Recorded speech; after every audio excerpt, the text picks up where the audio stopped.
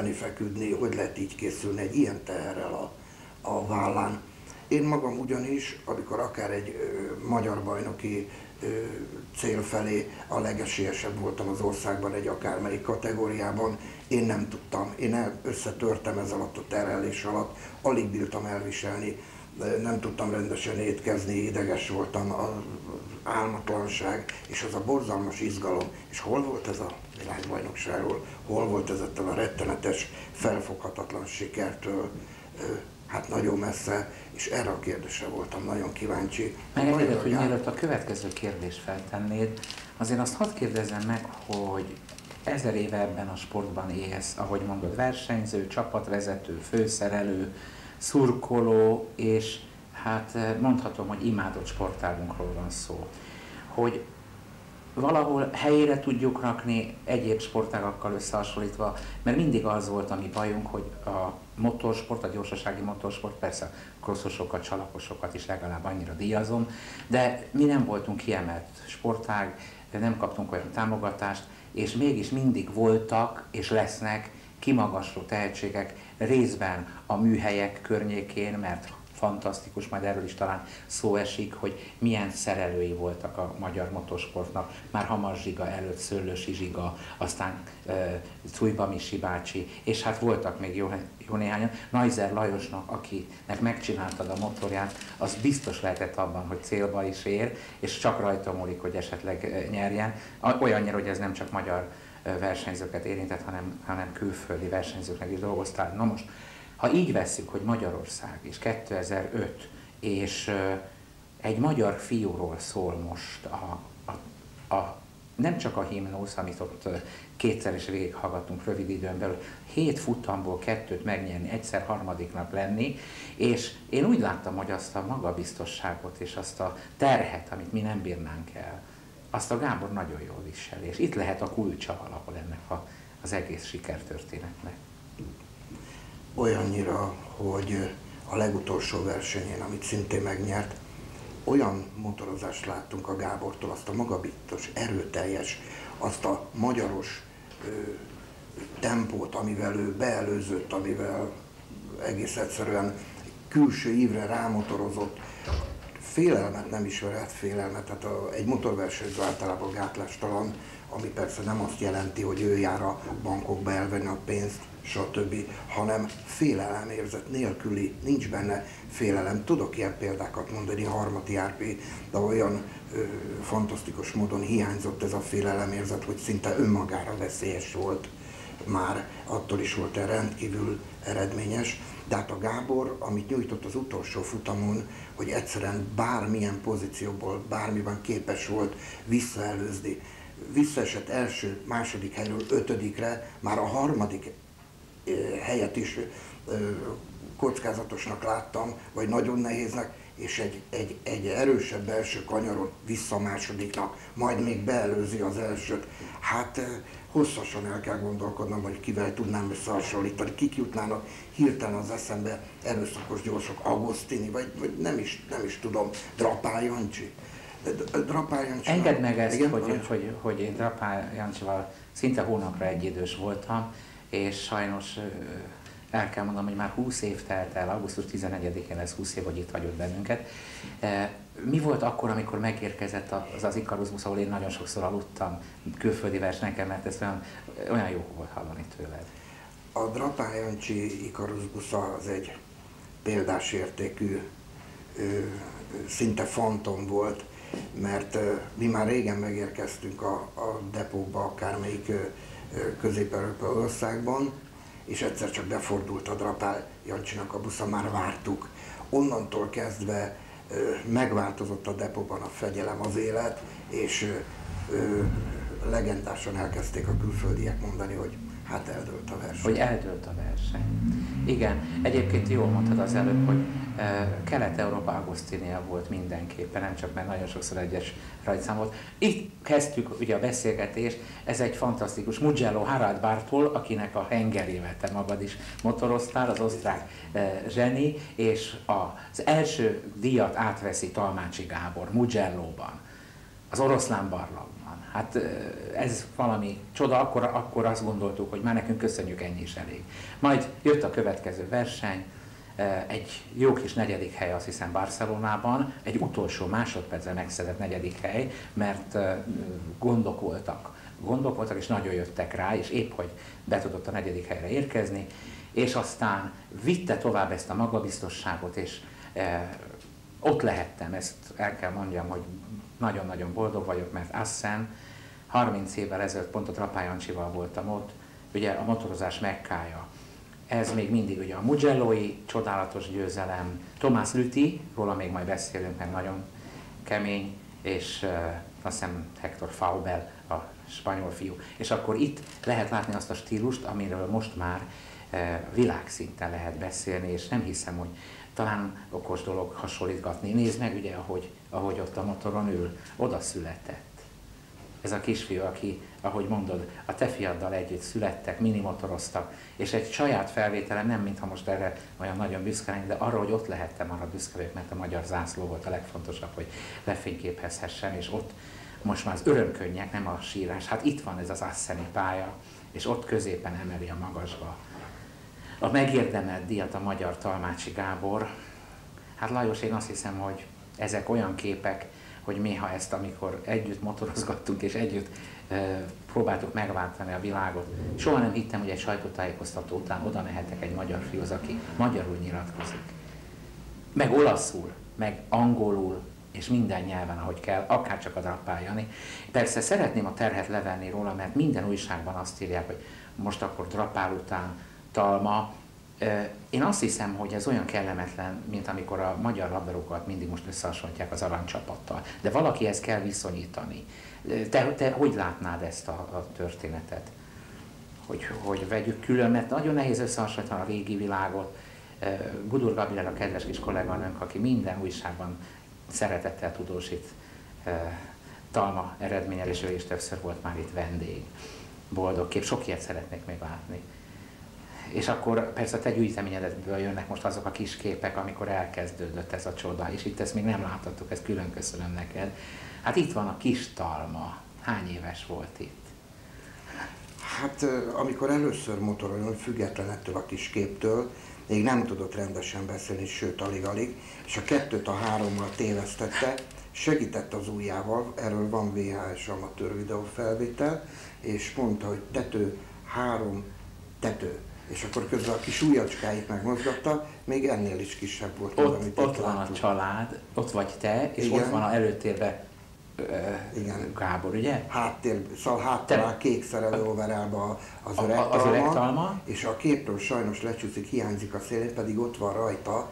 Hozzá képzeljük. Igen, az édesanyja, és hát a 3-2.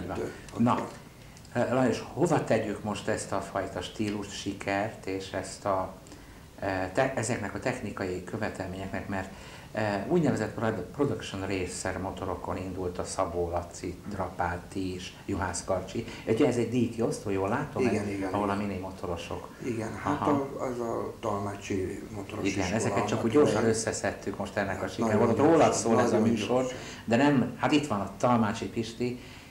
Nem tudom, emlékszel arra, hogy a sajtótájékoztatón, amikor kapott egy megérdemelt díjat, a díj mögé bújt és elkezdett bőgni a Pista. Hát azt mindenki látta.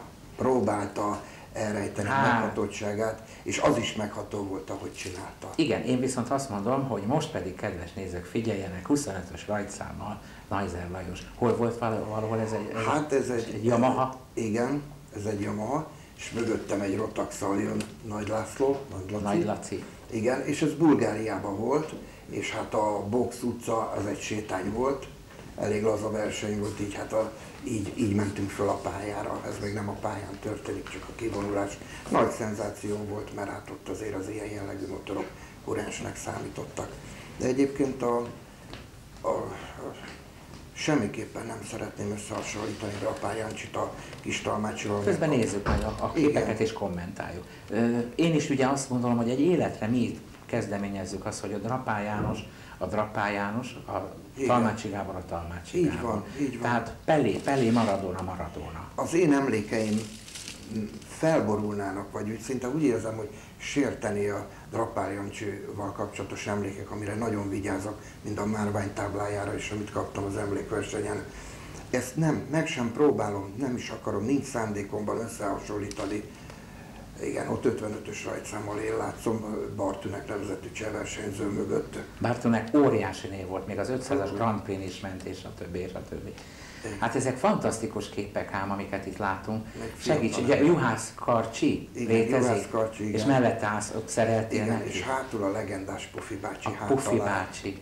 Nagyon szerettük, nagyon ja, szerettük. Istenem, ő már nincs köztünk. Már nincs köztünk. Igen, na most a következő képek mellett, ugye egy kicsit ezáltal, hogy a képeket nézzük, szinte az egész utolsó 30-40 év megelevenedik itt előttünk. Most még mindig akkor én nem merem kimondani, hogy talán még nem ez a csúcs, mert most már Talma jelenlegi hozzáállását figyelembe véve elképesztő. Itt a saját gyermeked. Hogy hívják őt? Igen, ő Neuser Lajos. Ő Neuser Lajos váratlanul. Együtt született Talmácsik. Egy járókában játszottak.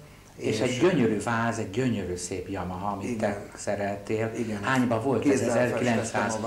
1980. Előbb. 79-80-82, akkor tudtam megszerezni ezeket a roncsba leértékelt motorokat, leselejtített Honvéd-Zalkás. Ez egy 500-as versenymotor. Igen, sárga. Valójában a Bartól-féle 350-es 6 lukas hengerrel mentem, 78 lóerős, hát az valami csodálatos motor volt, hogy ijesztően erős. Maga a váz szerkezet és a konstrukció nem is bírta el ezt a teljesítményt, életveszélyes volt vele menni. Ezt úgy vettem, a Drapár Jancsinak csinálta a Bartól, már új motort kapott. Mondd is, volt ez a életveszélyes dolgokat magad is tapasztaltad? Szóval voltak komoly bukások? Hát hogyne, 5 helyen van eltörve a vállam, kulcsontom leszakadt a vállamról, 8 öltés van a fejembe, hiányzik 3 ujjamnak a vége, a térdeimet szivatták, komoly listán van a sportkórházban, aktán, komoly. Enélkül nem megy. Hát akkor az akkori védőfelszerelések nem ilyenek voltak. És a pályák. A pályák és a védők. Nagyon sok barátunkat vesztettük el, Gunyi Csottó, Holmár Pista. Hogyne, igen. Úgyhogy, hát a következő képeket, ugye, hogy nézzük, közelebb jutunk megint ugye a mai napokig, de nézzük meg, nagyon izgalmasak a képek. Tehát ahogy jönnek, közben szeretném, ha valamilyen szinten lehetne arról beszélni, hogy mit jelenthet most a magyar közéletben, a magyar sportvilágban az, hogy ilyen elképesztő sikere van ennek a fantasztikus magyar motorversenyzőnek. Nem is gondolnánk, én magam sem hittem volna, nem tudtam annyit tapasztalni eddig ebben a sportban, hogy ezt előre meg tudjam jósolni. Amikor versenye van a Gábornak, és tudják, hogy ismerem, leteszik a faluba a taligát, abba adják az ivást, kérdéseket próbálnak feltenni, amire nem tudok válaszolni, mindenki a maga módján, de hogy az egész ország ennyire értékeljen minden különösebb szakmai hozzáértés nélkül, hogy így ünnepelje, ilyen szimpatizálást mutasson olyan ember, aki segédmunkásként dolgozik reggeltől este, vagy kőműves, és vannak kőműves barátaim, akik tőlem függetlenül már megrendelték a brünói jegyeket, azt is tudom, hogy 3800 forint lesz nekik egy jegy, oda mennek, ahova engedik őket ebből a jeggyel, és még egy normális autójuk sincs, amivel kimenjenek, de már megrendelték a jegyet. Nem csodálkozom, megadatott, hogy az utolsó 2 évben nem csak, hogy ott lehettem, hanem közvetíthettem is a helyszínen ott, ami nagy dolog, hogy egyáltalán odaengedik az embert, a szlovákat, cseh, német, angol riporterek mellé, és én azt hiszem, hogy most valóban csúcsot fognak dönteni a határon, mert nyilván a szállás és egyéb problémák, mert szerintem vasárnap hajnalban, mert nincs messze, ugye 350 kilométer, elmennek szépen oda a magyarok, szurkolni a magyaroknak, hiszen azért ott van még Tóth Imre is, és Vizi is, Vizmajer Gábor, nagy dolog, hogy 3-an vannak, de Talmácsi Gábornak, ha máshol nem, ha eddig nem nyert volna, azt mondom, hogy Brünnben olyan erőt ad neki a közönség már évek óta, hiszen azt a pályát ismeri és szereti talán a legjobban. Nagyon. Lajos, megyünk majd tovább a képekkel, de előtte még szeretném valahol azt a kérdést is érinteni, hogy már ez sem igaz, hogy egy fecske nem csinál nyarat, mert ha már semmi nem történne és holnap valami miatt nem lehetne tovább menni, már akkor is megelőztük azt a legendás Csehszlovákiát, ma már Csehország-Szlovákia, akik összesen 4 VB futamot nyertek František Šťastný jó voltából, nekünk már 60 pillanatokon belül. Pedig ott azért Jáva, Cetka és egy-két komoly motormúlt, a Brünni pálya, a régi Brünni pálya, Jicsin és a többi, szóval nagyon komoly múlttal rendelkezik a szomszédos Fellegvár, és akkor mi magyarok egyszerűen 2 zsenivel már is ott vagyunk előttük. Hát a cseh és a magyar gyorsasági motorsport mindig versenyben volt egymással, de olyan szinten, hogy még az indulatok is sokszor jelen voltak a versenyeken, ettől csak a Drapán tudta megvédeni az összes többi magyart. Aztán ahogy zárkoztak föl a fiúk, hát ők is, Juhász Kacsi, Hársfai, meg mi, hát őtőlük is kezdtek úgy. Itt vagy ezen igen, a legendás gyors motoron, nagy örömömre. Igen, a világbajnokságon, amivel mentem, az Endurance világbajnokság. Igen, 18. lettem, Harmat Járpi ment a Juhos Árpival, és én egy osztrák fiúval mentem, 2 magyar motor, 2 páros, és hát 8 kilót fogytam 6 óra alatt. Fú. Igen, nagyon nagy verseny volt, hát együtt menni a School Bandit Suzuki gyári versenyzőivel 4-en. Olyan leckét kaptam, ha erre lesz egy 10 másodperc idő, ezt elmondom, ez fontos. Hát az már most itt van. Igen? Picit azt mondanám, hogy mi most érthető módon érintettük Gábor sikereit, a jövőt nagyon várjuk, de a vendégem az a Neuser Lajos, akinek módja és lehetősége volt, látott téged a kis kategóriáktól a legnagyobb kategóriáig, szinte mindenben. A részvetés után azt mondtad, hogy akkor most pedig szerelni fogok. És meg egy is menekülés volt. Nem tudtam mit tanultál a School Bandit School Bandit. Még bocsáss meg az előbb, annyira fontos mondatokat mondasz, hogy le kell reagálni. Hát az 500-as Jáva legendás versenymotor, hát neked azt hiszem nem kell mondani, válig érőhajú, Bilájvi. Igen, itt vagy, ez egy színes kép a ez a Drapán János emlékverseny, 86-ban. 1986-ban. Igen. És még nem volt a pálya 100%-os. Arról volt az első televízió között, és egy próbának tartották a Forma 1-et. Úgy van, ezt akartam mondani, így van, és az a tragédia történt velem is, hogy ezt párszor már elmeséltem, hogy eltört a váz, a hátsó rögzítésre ketté tört, aztán eltörte a másikat is, és a csavarodástól a motorblokk oldaldekléje és a gyújtásról ketté tört, de én azt gondoltam, hogy nem megyek végig ezen a versenyen, akkor én ezt az embert elfelejtettem, pedig ez nem jöhet szóba, ilyesmit meg se próbálnék soha, és akkor is bementem a célon, akkor is, és márványtáblát kaptam. A Jávára emlékszem, Bilájvit ismerhettem, a világ valaha ért egyik legcsodálatosabb versenyző volt, szerettük. És hogyha nem olyan megbízhatatlan a Jáva, akkor talán élne, de az igazság az, hogy miért volt menekülés a szerelés? Hát ugyanis nem bírtam volna, bár idős voltam, egyszerre szereltem, köszörültem a hengereket, és azt elköltöttem a versenymotorokra, és ez nem mehetett tovább, hogy a gyerekek... Na itt már szerelsz is, és nyert is a versenyző. Igen, ez már Németországban. Mert egyszer csak úgy érezted, hogy itt... Csak az segített. Igen, és akkor kint dolgoztál. Hát váltakozva, hol magyar csapatnál, hol... Kik azok a versenyzők, akiknek a külföldieknek, mondjuk név szerint, akiknek megsegítetted az életét? Tehát hát, nagyon sok volt. Minden országból egy-egy gyors. Itt van most az 50-es rajtszámmal. Ez Norman Rank, egy német Ő egy nagyon komoly EB menő, egy 250-esben, nagyon sokszor ott van az elejében, Norman Rank. Aztán kiknek? Hát volt egy francia, a fiú, a Thierry Grasse, ő párizsi volt, ő volt egy nyomdája, édesapja elég gazdag volt, és megtehette, hogy minden technikát hogy egy magyar szerelőt odautaztasson, és a lakásból laktam, bekötötték a magyar televíziót. Itt kivel vagy? Szintén Szintén. Ott van mellett egy másik versenyző, akinek szereltem, mert ott már nem szerelem, technikus voltam. És egy szép kamionotok is volt, óriási itt van, mindjárt látjuk. Én azt hiszem, ez már igen, ez már világszín. Ez műhelyrész, alkatrésztároló, ott volt egy kis folyosó, hálófülkék, zuhanyzó, automata, konyha, valami fantasztikus tárgyaló rész. A következő képen, ha minden igaz, akkor óriási sztárok láthatók, és kicsit segítsük a nézőket, hogy kik vannak. Egyes rajtszámmal, Markus Ober, 66-ossal Alex Hoffman, aki most szintén 500 ugyanezzel a Kawasaki. rajtszámmal megy a MotoGP-ben, mindig ezzel megy. és nagyon-nagyon kellemes fiatalember, 5-6 nyelven beszél, és hát mégis azt kell, hogy mondjam, hogy a te versenyződ volt, hogy gyorsabb volt nála. Egyébként a magyarok közül Székely Zsolthoz vannak nagyon kellemes emlékeit, hogy fűződnek. És az egy 5 éves mintaszerű, mintacsapatot építettünk Magyarországon, a 415-ös egyenes előjövőbuszt rendeztünk be, a Drapár Jancsi Ő van a buszán. képen, ha minden igaz. Igen,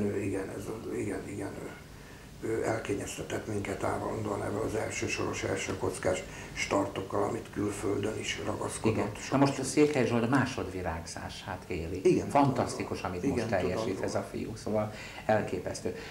Drapár Jancsit említettük, Talma téma. Kik azok a versenyzők, akikkel versenyeztél, akiknek szeretél, akik nagy hatással voltak rád?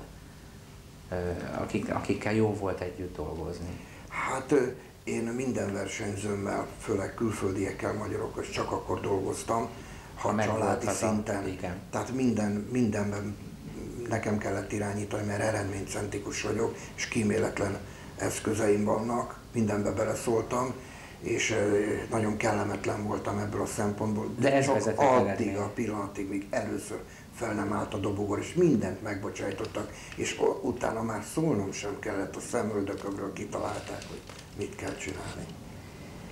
Neveket? Neveket szeretnék. Mészáros Viktor, igen. Imádom, teljesen tehetségtelennek nyilvánították ki, pedig ápriliája volt, minden eladták, és az édesapja sírva keresett meg, hogy hát Lajos, még a Juhász Kacsinak is az a véleménye, hogy nem használható fiú, megpróbálod, megpróbálta, és abban az évben 11 dobogos helyet gyűjtöttünk a fiúval be. És a Székely Zsolt, Székely Zsolti az különleges, ő 5 versenyből 5-öt nyert, ha 7 volt, akkor 7-et, a magyar bajnokságot úgy nyert, hogy nem jött a második, csodálatos. Emlékszem volt. ezekre a versenyekre, módon ott volt közvetíteni. Hallottam a hangodat. És az volt csoda, hogy akkor be is engedtél, ami ritkasága abba a szentélybe, abba a szentélybe, ami patika. Most megmerem már kockáztatni, hogy a 10. részét se tudtam megkérdezni, és a 4. se annak a képrengetegnek, de még ha valamit láthatunk azokból a képekből, ami még itt van, mert sajnos szorít a műsoridő, van-e valami olyan, amit érzel és tudsz előre, hogy látsz-e a gyerekek, a fiatalok között valakit, akiben megvan az a tűz, amit megvan a Gáborban, és megvolt a Janiban, és a Szapolaciban, és benned is, hogy van-e? Vagy pedig ne tegyünk terhet senki vállára? Hát nem olyan bonyolult ez. A Gábor elhozott egy kicsit, de hasonló képességű versenyzők. 43-as rajtszámmal kit látunk itt? Székely Zsoltot, egy külföldi verseny. Igen, Székely Zsolt. És vannak, hát egy Magda Attila is, akár egy Asszoros Ádám, és azért nem ügyetlen fiúk, nagyon kemény gyerekek, és ha közel kerülnének ilyen most speciál motorokhoz, gyári motorokhoz, mert mind a kettőnek csináltam már motort, meg is nyerték a bajnokságot szó nélkül, de ők is tarthatnának közel ott, ahol a Gábor, és ha megengeded, beszéljünk még a Gábor jelenlegi technikai helyzetéről, nehogy véletlenül ez, nagyon fontos dolgokat tudnék ezzel kapcsolatosan mondani. Ha ezt érdekes. Érdekes nagyon, de félek, hogy ebből ki fogunk szaladni, de viszont ha szabad, én azt gondolom, hogy egy nagyon igyekvő, jó csapatnál van a Gábor, de te mégis úgy érzed, hogy nem ezek a leggyorsabb motorok a világon, ugye? Sem, jelen pillanatban nem. Az is csoda, hogy az utolsó versenyen ilyen szintű motort kapott, ez nagyon. És azt mondtad, hogy azt nem is a motor nyerte meg, hanem Gábor. Avval együtt ezt nem a KTM nyerte most, hanem a Gábor, mert az a KTM most sokkal gyorsabb, mint viszonyítva az eddigi összes versenyéhez, és épp ideje volt, hogy a Bartolostól gyújjon, mert különben komoly problémák lettek volna, így viszont nagyon erős a két csapat. Itt együtt versenyeztünk, én valahol a legutolsó vagyok, te pedig itt az elejében, ez ott a éles sarok. Nem, ez Dunajváros. Akkor ezen csak hátulról nézek. Dunajváros. Igen, én azt hiszem, hogy ez a kép az, amit egyenlőre most megmutathattunk utoljára a kedves nézőknek, mert bármilyen hihetetlen, egy villanás alatt elment a ránk szabott idő. Talmácsi Gábor kétszer nyert, vezeti a világbajnokságot, rengeteg tehetség van. Te úgy érzem, hogy most ezerszeres erővel leszel képes dolgozni, ha megkeresnek, tanácsokat adni, és velem és az összes magyar emberrel, nem csak a motorszurkolókkal, mindenkivel, aki az utolsó napokban részt vesz ebben a talmácsi őrületben, ebben az eufóriában, és külön szeretném megköszönni, hogy ebben a, hát nem akármilyen meleg júliusi napon vendégem lehettél, és meg is kérlek arra, hogy tegyél ígéretet arra, hogy menet közben eljössz, és egy picit érintjük majd jobban a technikát, amelyet sokkal jobban értesz, és nagyon is kíváncsi erre a kedves közönség. És remélem, hogy újabb olyan képeket mutathatunk be, mint az elején, ahol Talmácsi Gábor ott áll középen. Najzer Lajos volt a vendégem, kedves nézőink, köszönöm szépen, hogy itt voltál, sok sikert, jó munkát, jó egészséget motorosoknak, barátoknak, mindenkinek. Kedves nézők, azzal búcsúzom, hogy Ami a csövön kifér Pepivel című műsorunkat látták, találkozunk legközelebb a viszontlátásra.